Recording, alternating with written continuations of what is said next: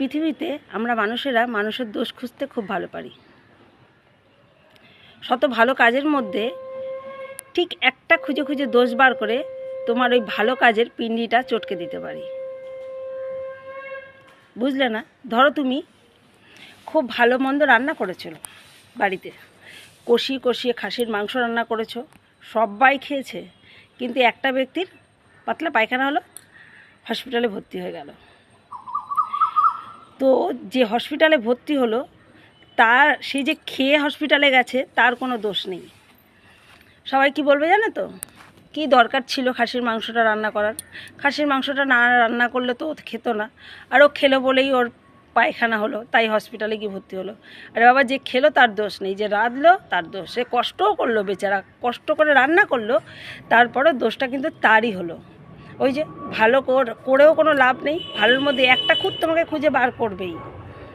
এরকমই ধরো ঘরে তোমার হাজব্যান্ড রোজ মদ খেয়ে আসে, তো তুমিও রোজ চেল্লাও, লোকে তোমাকে কি বলবে? ওই যে বউটা রোজ রোজ চেল্লায়, তাই তো লোকটা মদ খেয়ে আসে। এই হচ্ছে তোমার দোষ, তুমি যে চেল্লাও সেটাই তোমার দোষ।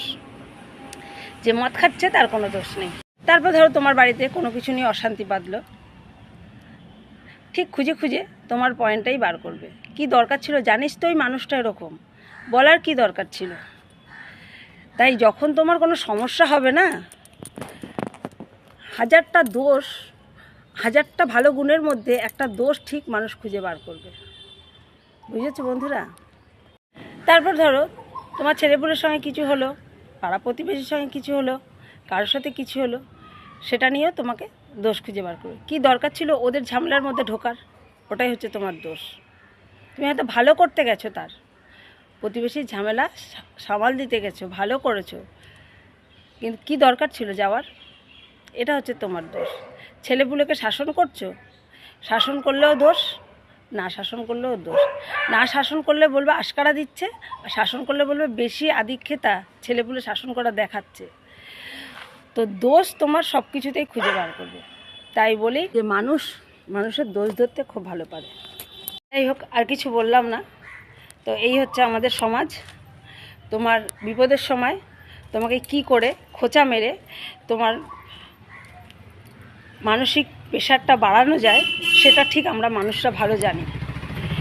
সেই বিপদটাকে কীভাবে উদ্ধার হবে সেটা তোমাকে পরামর্শ না দিলেও, কিন্তু বিপদের সময় মানসিক প্রেশারটা কী করে বাড়াতে হয় সেটা খুব আমরা ভালো জানি। তো যাই হোক, নিজের বুদ্ধিতে চলো, নিজের মতন চলো, যা আছে ভাগ্যে আছে নিজের উপর ছেড়ে দাও। চলো বন্ধুরা, কেমন লাগলো বলো, একটু জানিও। টাটা।